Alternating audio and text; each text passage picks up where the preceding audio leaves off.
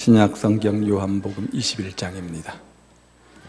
요한복음 21장 15절부터 17절까지 말씀입니다. 요한복음 21장 15절부터 17절까지 말씀. 잘 아는 말씀인데 우리 함께 같이 고백하는 마음으로 읽도록 하겠습니다. 시몬이란 단어에 자기 이름을 넣는 기분으로 그렇게 한번 우리가 고백해 보면 좋겠습니다. 자, 15절부터입니다. 그들이 조반 먹은 후에 예수께서 시몬 베드로에게 이르시되 요한의 아들 시몬아 내가 이 사람들보다 나를 더 사랑하느냐 하시니 이르되 주님 그러하나이다. 내가 주님을 사랑하는 줄 주님께서 아시나이다. 이르시되 내 어린 양을 먹이라 하시고 또 두 번째 이르시되 요한의 아들 시몬아 내가 나를 사랑하느냐 하시니 이르되 주님 그러하나이다. 내가 주님을 사랑하는 줄 주님께서 아시나이다. 이르시되 내 양을 치라 하시고 세 번째 이르시되 주께서 세 번째 내가 나를 사랑하느냐 하심으로 베드로가 근심하여 이르되 주님 모든 것을 아시오매 아시나이다. 예수께서 이르시되 내 양을 먹이라. 아멘. 실패해 본 경험이 있으십니까? 그래서 방황해 본 적이 있습니까? 실패는 누구나 경험하는 삶의 한 부분이다, 이렇게 말할 수 있습니다. 누구나 실패하고 그래서 방황하는 것, 이거 사실 아닙니까? 그런데 누구나 인정하고 싶지 않은 것, 누구나 인정하고 싶지 않은 것이 바로 이겁니다. 뭐예요? 내가 실패했다는 겁니다. 내가 실수했다는 겁니다. 그래서 우리는 나의 실패가 드러나거나 지적될 때마다 분노와 수치감을 감추지 못합니다. 그런데 우리가 성경을 읽으면서 실패에 대한 성경적 관점에 놀라지 않을 수 없습니다. 성경은 인간의 실패 앞에 정직합니다. 성경은 우리에게 많은 수많은 인물들을 소개합니다. 하나 같은 믿음의 영웅들을 소개합니다. 그들의 인성, 그들의 믿음, 그들의 성품을 본받으라는 그런 의도이겠죠. 그런데 그런 그들을 소개하면서 그들의 생애를 이야기하면서 그들의 약점과 부끄러운 실패를 여지없이 폭로하고 있지 않습니까? 왜냐하면 우리는 그런 실패를 통해서 더 많은 영적 교훈을 얻을 수 있기 때문입니다. 오늘 본문에도 그 실패의 본보기가 기록되어져 있습니다. 동시에 실패로 끝나는 것이 아니라 일상적인 실패의 경험을 극복해 하시는 주님의 은혜가 소개됩니다. 오늘 본문은 우리가 잘 아는 것처럼 베드로가 주님을 3번이나 부인하고 저주한 사건, 그 이후에 베드로의 삶의 모습을 보여주고 있습니다. 즉 실패한 이후의 베드로의 삶을 소개하고 있는 거죠. 이제 베드로는 실패했습니다. 그래서 도저히 주님 앞에 설 수 없다고 느끼면서 주님을 피하고 있었겠죠. 그도 그럴 것이 큰 소리 뻥뻥 쳤던 그가 3번씩이나 주님을 부인했으니 어떤 얼굴로 주 앞에 설 수 있었겠습니까? 이렇게 실패하여 도망가 있는 베드로를 찾아가셔서 그 뒷덜미를 잡아 다시 일으켜 세우시는 주님의 은혜가 오늘 본문에 소개됩니다. 실패를 깨닫게 하시고 실패의 이유를 깨닫게 하시고 그 실패에서 베드로를 회복시켜 주시는 하나님의 은혜의 드라마, 바로 이것이 요한복음 21장의 내용이죠. 우리는 주님께서 베드로를 실패 가운데 다시 일으켜 세우시는 것을 통해서 몇 가지 중요한 영적 교훈을 얻게 되어지는데, 하나는 하나님은 우리가 실패한 그 문제 앞에 다시 직면케 하신다는 겁니다. 문제 앞에 직면케 하신다는 거죠. 우리가 실패할 때마다 제일 먼저 하고 싶은 마음은 실패의 현장에서 도피하는 유혹입니다. 그래서 실패한 다음에 우리는 어떻게 합니까? 실패했던 그 일이나 그 현장에서 돌아서는 겁니다. 집어치우는 겁니다. 그만두는 겁니다. 한번 예를 들어보죠. 어떤 성도가 이런 생각을 합니다. 나도 이제 하나님의 은혜를 받았고 하나님 앞에서 내 삶을 바치고 싶은데 내가 무엇을 통해서 바칠 수가 있을까? 하나님이 나에게 좋은 목소리를 주셨는데 이 목소리를 통해서 하나님께 영광 돌려야 되겠다. 그래서 성가대에 가입을 합니다. 그 성가대를 통해서 멋지게 주님을 봉사하겠다고 다짐을 합니다. 그런데 시험이 옵니다. 성가대 지휘자에게 어느 날 지독한 야단을 한번 맞습니다. 그러면 그 다음에 여러분 같으면 어떤 행동, 어떤 반응을 취하시겠습니까? 대부분의 생각, 대부분의 행동들은 관두자, 그만두자, 집어치우자라는 겁니다. 내가 뭐 성가대 한다고 돈 주냐? 성가대 한다고 알아주지도 않는데 내가 이욕 먹으려고 하는가? 라고 그만두면 되지 뭐. 집어치우자. 대부분의 사람들이 이런 반응, 이런 행동들을 보입니다. 그런데 이것이 바로 베드로의 반응이요, 베드로의 사건이라는 거죠. 주님께서 베드로를 처음 부르셨을 때 주님이 그에게 주신 약속의 말씀이 무엇입니까? 나를 따라오너라, 내가 너로 사람 낚는 어부가 되게 하리라. 이 약속의 말씀 아닙니까? 그래서 베드로는 물고기를 잡다가 그 삶이 변화되어서 예수님 만난 다음 이제는 사람을 낚는, 사람을 주님께 인도하는 삶을 살기 시작합니다.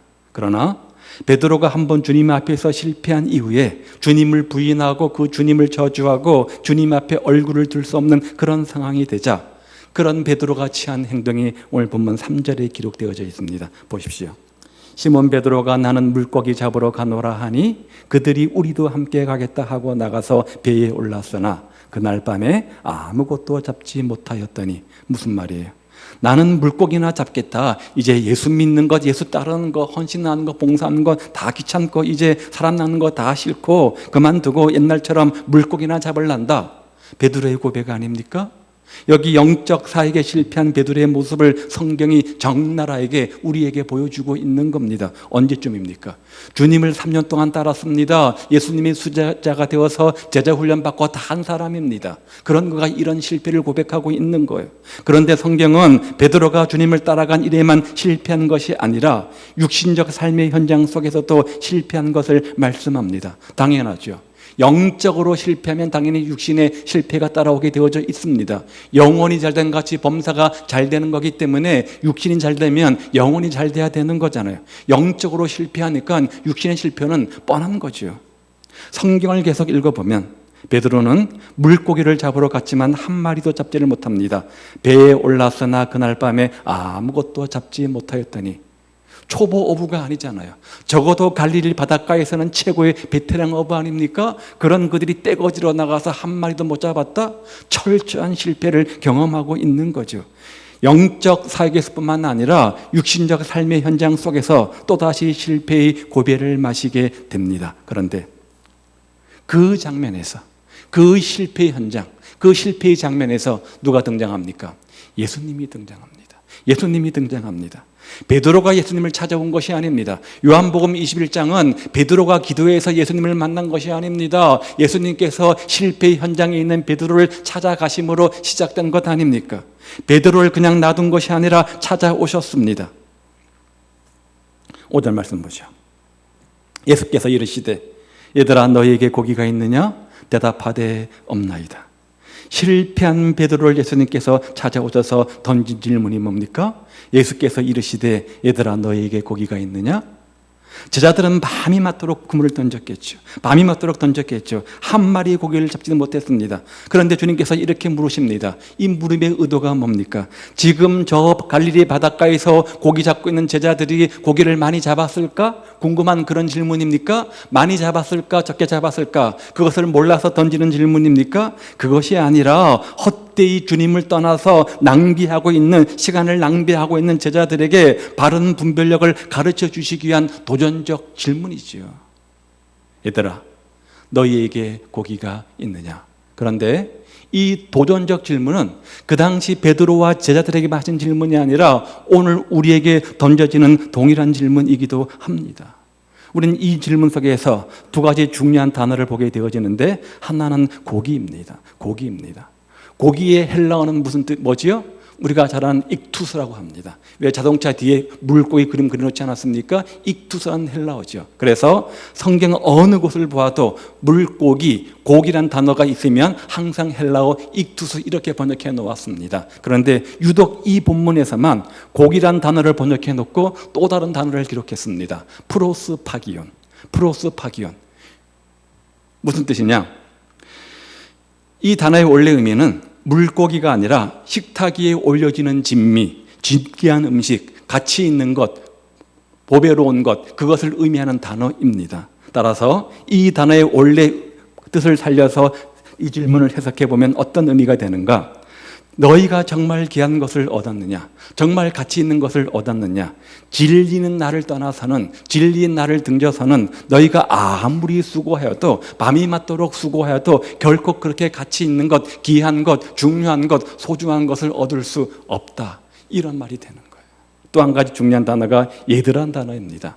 헬라어는 무슨 뜻이죠? 파이디온 이런 단어를 씁니다. 그래서 우리가 어린이 선교하는 선교단체를 파이디언 선교회 이렇게 말하지 않습니까? 이 단어는 아주 작은 어린 아이들을 지칭하는 단어입니다. 따라서 이미 성년이 된 제자들을 부르는데 적합지 않은 그런 단어이겠죠. 그래서 성경 어느 곳을 보아도 이 단어가 성인들에게 사용된 적은 단 한 번도 없습니다. 주님 역시 이제껏 사랑하는 제자들을 부를 때 한 번도 얘들아 이렇게 불러본 적이 없습니다. 나의 친구처럼 동역자로 여기셨지, 그렇게 부르셨지, 한 번도 얘들아 아이 취급을 한 적이 없습니다. 그런데 유독 오늘 이 본문에서만 사랑하는 제자들을 부를 때 호칭이 뭐예요? 얘들아, 아이들아 이렇게 부르고 있습니다. 그렇다면 그 의도, 그 의미가 뭘까요?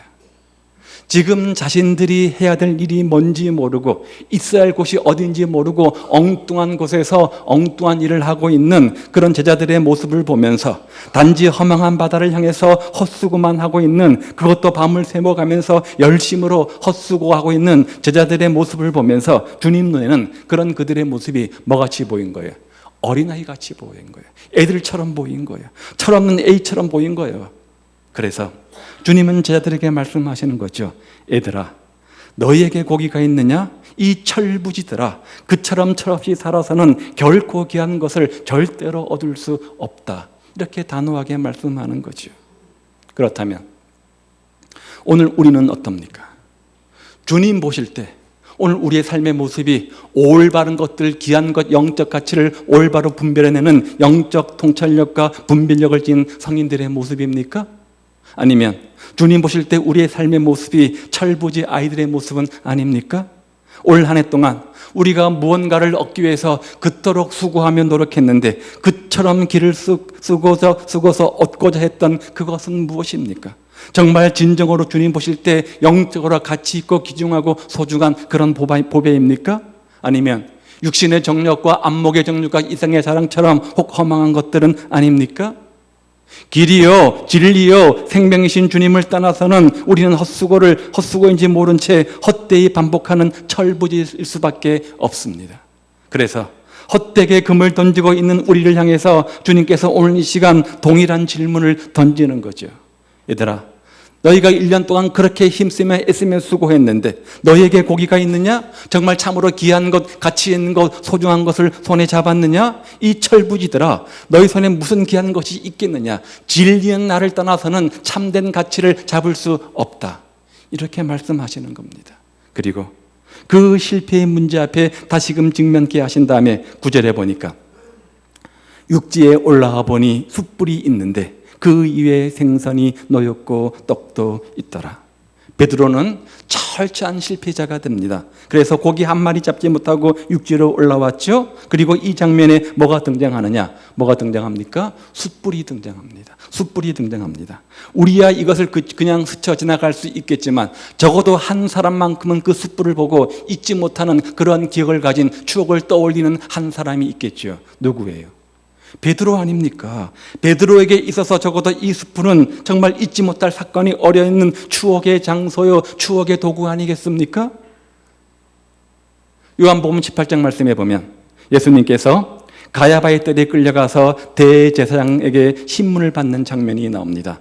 거기에서 베드로는 어떤 병사 하나를 만나게 되어지죠. 그 장면 속에 이런 내용이 기록되어져 있습니다. 18장 18절인데요. 그때가 추운 고로 종과 아랫사람들이 뭐라고요? 숯불을 피우고 서서 쬐니 베드로도 함께 서서 쬐더라. 이 장면 속에서 베드로가 뭐합니까? 3번씩이나 예수님을 부인하지 않습니까? 바로 이 숯불가입니다. 숯불가입니다. 그런데 오늘 본문에 다시 실패의 현장 속에 놓여있는 베드로를 찾아오신 주님께서 다시금 이 숯불을 등장시키십니다. 뭔가 의도가 있겠죠. 그 의도가 뭘까? 여기에서 베드로는 주님을 부인했습니다. 이 장소, 이 문제, 이 사건, 이 현실로 말미암아 뭐죠? 주님을 부인했습니다. 배신했습니다. 그런데 그렇게 주님을 부인하고 배신했던 그 장면에서, 그 삶의 현장에서, 그 실패 현장에서, 그 실패의 문제의 직면에서 베드로는 이제 다시 주님의 손을 붙들고 일어나야 한다는 거죠. 그 실패를 딛고 일어서야지만 또 다른 미래가 열려 있다는 거죠. 그 실패를 믿음으로 극복하지 못하면 더 나은 미래를 가질 수가 없다는 겁니다. 이것이 바로 숯불이 주는 교훈 아닙니까? 이것이 실패의 문제를 직면케 하시는 주님의 의도라는 거죠. 그리고 나서 그 실패 현장 한복판에 서서 다시 주님을 만나서 주님과 함께 서서 어떻게 다시 일어날 수 있는가를 배워야 한다는 겁니다. 이 교훈을 주시기 위해서 실패가 떠오른 그 현장, 그 사건, 그 도구인 숯불을 등장시키는 겁니다. 우리가 올 한 해를 마무리하고 새해 더 큰 하나님의 축복의 주인공 되기 위해서 현실을 부정할 것이 아니라, 올해를 부정할 것이 아니라 올해 삶의 아픔과 상처를 가지고 그것들을 믿음으로 딛고 일어서야지만 내년에 더 큰 은혜와 축복이 우리에게 머물게 되는 겁니다. 그런 의도로 주님은 오늘 우리의 삶의 현장 속에서 실패 현장 속에 우리를 몰아 넣으시는 거죠. 그런 다음 두 번째, 삶에 대한 새로운 동기를 부여하고 회복시킵니다. 본문 말씀 볼까요? 너가 이 모든 사람들보다 나를 더 사랑하느냐? 너가 이 모든 사람들보다 나를 더 사랑하느냐? 이렇게 물으십니다. 옆에 각주에 보시면 이 모든 사람들, 이 모든 것들 이렇게 되어져 있습니다. 이 단어의 의미는 이 모든 사람들도 있지만 이 모든 것들도 포함되는 의미라는 거죠. 너가 주님을 사랑한다고 하는데 이 모든 사람들보다 나를 더 사랑하느냐? 이 모든 것들, 물질이나 건강이나 환경이나 현실, 이 모든 것들보다도 나를 더 사랑하고 의지하느냐? 이런 질문인 거죠. 자, 그런데 여러분이 만일 주님이라면, 그래서 다시 베드로를 만났을 때 여러분 어떻게 물으시겠습니까? 나를 부인하고 저주한 베드로야, 왜 너가 나를 믿는다고 큰 소리 치더니 왜 나를 이렇게 부인하고 저주했느냐라고 따져 묻지 않겠습니까? 나를 부인하고 왜 나를 저주했느냐 이렇게 따져 물을 겁니다. 그런데 주님의 질문 방법은 달랐습니다. 너가 나를 사랑하느냐? 너가 나를 사랑하느냐? 주님은 사랑을 확인하는 질문을 던지십니다. 그 의도가 뭘까요? 이 질문이 던져진 그때의 상황을 한번 잘 보시기 바랍니다. 베드로가 다시 물고기나 잡겠다고 해서 가서 그물을 던져보았지만 한 마리도 잡지를 못합니다. 그 장면 속에서 자기가 부인했던 주님이 등장하죠. 그때 베드로의 한번 심정을 살펴보죠. 얼마나 떨렸겠습니까? 얼마나 자책이 심했겠습니까? 이제 주님이 어떻게 나를 야단치실까? 주님 앞에 내가 어떻게 고개를 들 수 있지? 어떻게 대답하지? 수많은 두려움과 불안과 착잡한 생각들이 그의 머리를 스쳐갔을 겁니다. 그런데 상황은 어떻습니까? 육지에 탁 나와 보니까 주님께서 숯불을 피워놓으시고 생선을 굽고 계셨습니다. 그리고 야단은커녕 베드로야 와서 조반을 먹으라 이렇게 말씀하십니다. 베드로는 주님께서 자신을 만나자마자 이 나쁜 놈아 왜 부인했느냐, 왜 실패했느냐, 그것도 믿음이라고 하느냐, 네가 신앙생활을 몇 년 했는데 그 모양이냐, 왜 도망갔느냐 이렇게 아주 적나라하게 물으시고 책망하실 것이라고 생각을 했습니다. 그런데 주님은 다른 아무 소리 하지 않으시고 이렇게 물으시는 겁니다. 베드로야, 너가 나를 사랑하느냐?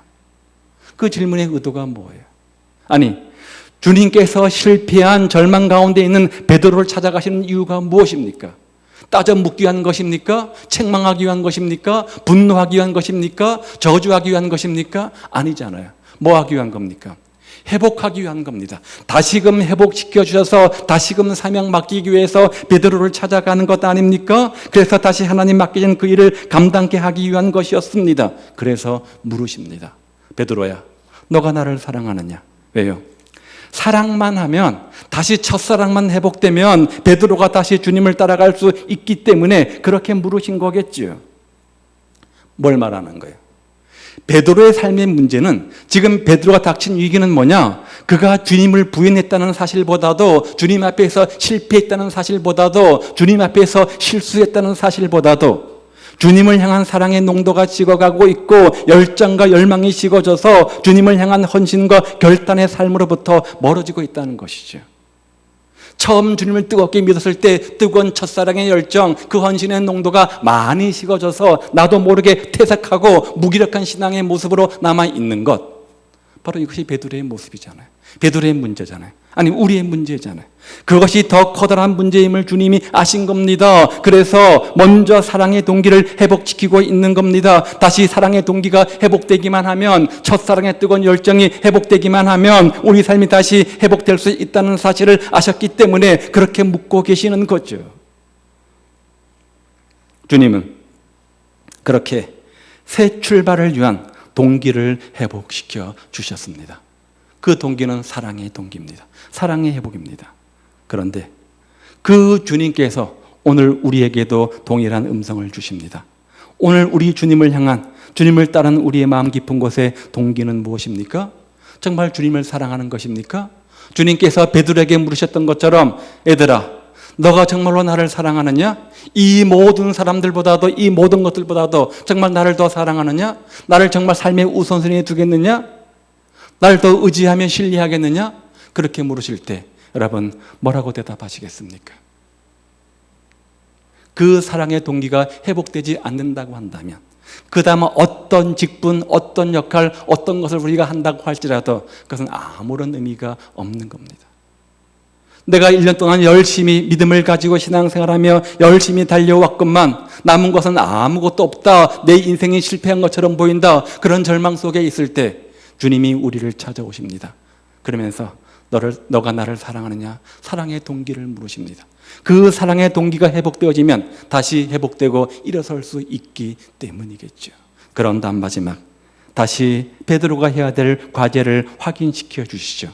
사명을 확인시켜 주십니다. 다시 한번 15절 이하의 말씀을 보십시오. 너가 나를 사랑하느냐? 예, 제가 주님을 사랑하는 줄 주께서 아시나이다. 그래? 그러면 내 양을 먹이라.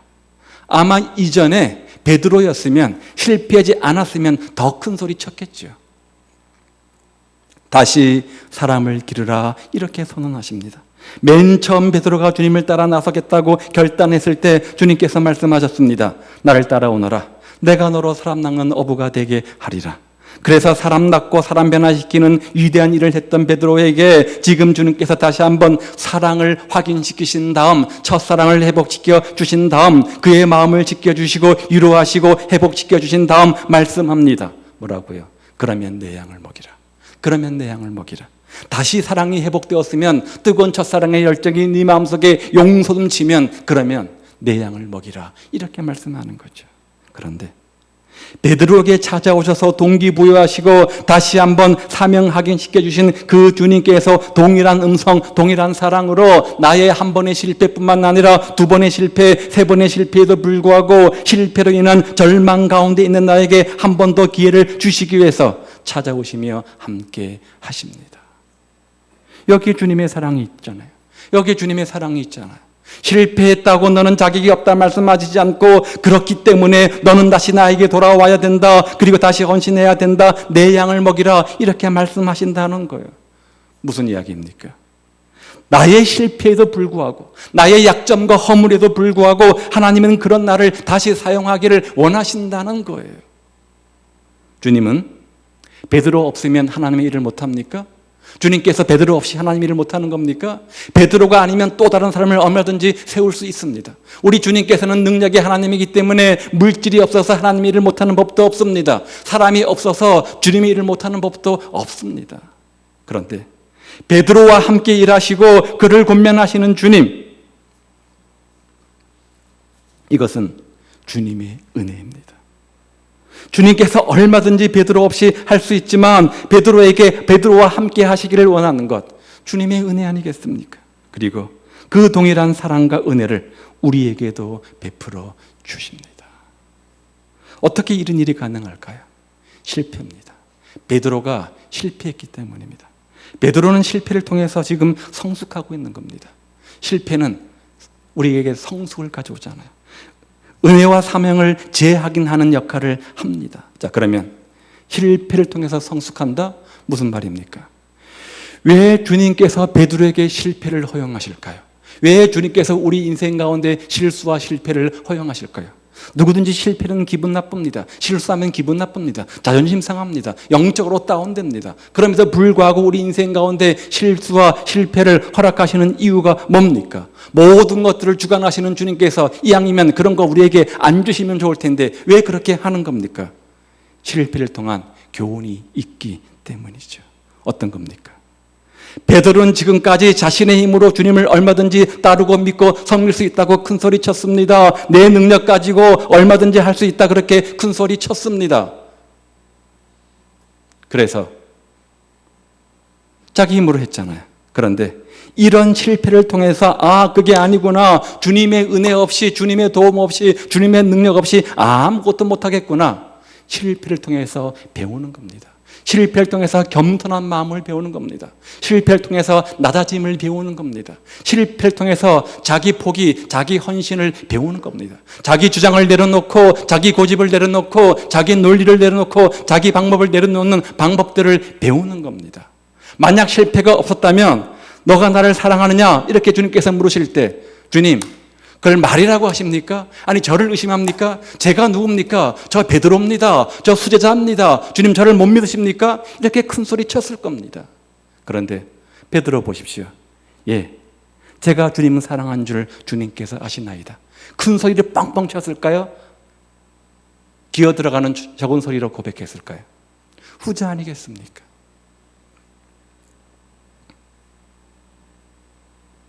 이렇게 주님을 의지하며 겸허하게 주님을 바라보고 겸손히 그 길을 걸어가는 것이 베드로의 실패를 통해서 주시는 하나님의 교훈인 거죠. 첫사랑의 감격을 회복시킨 주님은 베드로에게 사명을 맡기십니다. 너가 나를 사랑하느냐? 너가 나를 사랑하느냐? 3번의 질문을 물으실 때 베드로의 심정은 어떠했을까요?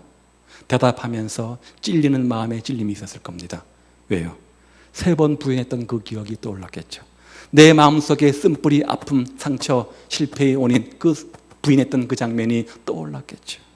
예, 주님, 제가 주님을 사랑합니다. 그 마음 주님 아시잖아요. 비록 지금 내가 이런 모습으로 있지만 주님 그래도 마음만은 지금도 변치 않습니다. 주님 사랑합니다. 주님 그것만은 아시잖아요. 그러면서 과거의 첫사랑의 때를 떠올렸을 겁니다.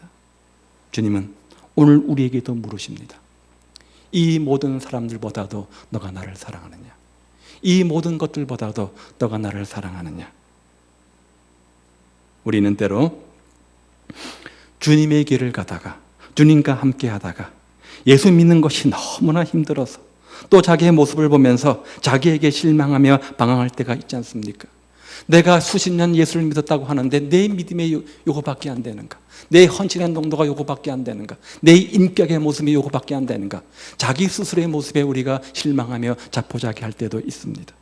그런 우리에게 주님은 다시 찾아오셔서 사랑을 확인시키시고 사랑하는 자는 결코 포기하지 않는다고 우리에게 말씀하여 주십니다. 그리고 우리 인생에 대한 우리의 부르심에 대한 목적을 다시금 일깨워 주심을 보게 됩니다. 여러분, 실패하셨습니까? 실패했다고 느껴집니까? 그 실패가 어떤 이유든 신앙의 문제이든 사업상의 문제든 인간관계의 문제이든 그 어떤 문제이든 그 실패의 문제 앞에 직면하십시오. 그리고 나를 사랑으로 설득하시는 주님 앞에 서시기를 바랍니다. 그리고 나는 할 수 없지만 하나님의 능력으로 할 수 있다는 사실을 믿으시기를 바랍니다. 주님께서 베드로에게 들려주신 이 음성, 너가 나를 사랑하느냐? 다시 출발하라. 내 양을 먹이라. 이 음성을 받아들이십시오. 예수 믿고 난 이후의 삶이 생각처럼 잘 되고 모든 것이 만사형통한 것은 아닙니다. 열심히 마음을 다해서 예수 따를 것을 다짐도 하고 큰 소리도 쳐보지만 다짐과는 달리 때로는 신앙에 대한 회의도 찾아오게 되어지고 때로는 현실적 문제로 인해서 힘들고 낭망되기도 합니다. 올 1년 우리의 삶을 돌이켜보면 그렇지 않습니까? 작년 연말 연초에 가졌던 여러분의 마음의 다짐과 고백이 있었을 겁니다. 2016년 대충 살지 뭐 이렇게 다짐한 사람은 한 사람도 없을 겁니다. 모두가 신앙적 다짐을 가지고 또 굳게 다짐하고 결심도 했을 겁니다. 그런데 그 다짐과 달리 여러 가지 현실적 문제로 인해서 힘들고 낭망돼서 마치 베드로처럼 자포자기한테 깊은 절망 속에 빠져있는 우리의 모습을 보지 않습니까? 지금 여러분이 겪고 있는 삶의 문제가 무엇입니까? 베드로도 그런 사람이었습니다. 적어도 예수님을 따른 12제자들 가운데 한 사람이었고, 그것도 그 제자 가운데 수제자 아니었습니까? 예수님의 제자를 대표하는 사람입니다. 주님을 따르겠다고, 주님을 위해서 살겠다고 큰 소리치며 살던 베드로가 예수님을 한 번도 아닌 3번씩이나 부인하고 결국은 방황 가운데, 좌절 가운데 빠지고 맙니다. 예수님은 그런 베드로를 포기하지 않으시고 찾아오셨습니다. 절망 가운데 있는, 실패 가운데 있는 베드로를 찾아오셨습니다. 승리의 개가를 부르는 베드로를 찾아온 것이 아니라 실패와 절망 가운데 있는 베드로를 찾아오셨습니다. 그리고 사랑을 회복시키신 다음 사명을 맡기십니다. 예수님은 동일하게 우리가 신앙생활 하다가 절망과 낙심과 방황 가운데 있는 그런 우리들을 찾아오십니다. 그리고 사랑을 물으시고 사명을 재확인, 회복시켜 주시는 겁니다. 그 순간 우리는 방황 끝내고 회복하고 새 출발을 하게 되는 거죠.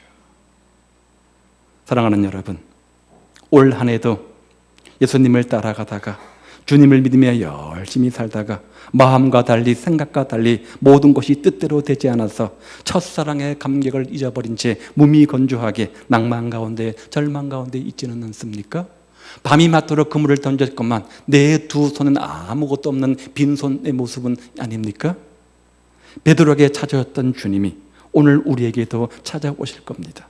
제자들에게 다시금 첫사랑의 감격과 용기를 주시고 사명을 회복시켜 주신 그 주님이, 그래서 방황은 끝나고 회복과 새 출발을 하게 하셨던 그 주님이 오늘 우리에게도 찾아오셔서 우리를 향한 열망과 사랑을, 주님을 향한 열망과 사랑을 회복시켜 주실 겁니다. 그 주님이 오늘 우리에게도 오셔서 필요를 채우시고 용기와 위로를 주시며 새로운 삶을 허락하실 겁니다. 지나온 삶의 후회와 아쉬움이 남는다고 할지라도 방황 끝내고 다시 우리 심령이 회복되어서 새해에는 새로운 마음과 새 다짐으로 새 출발하여서 그런 베드로가 마침내 우리가 기억하는 저 성자 베드로가 되었던 것처럼, 그런 우리가 다시금 주 안에서 새로운 사람이 되어서 새 출발의 주인공이 되어서 반짝반짝 빛나는 믿음의 영웅들, 믿음의 역사와 사랑의 수고의 주인공들 다 되시기를 우리 주님의 이름으로 축복을 드립니다. 기도하겠습니다.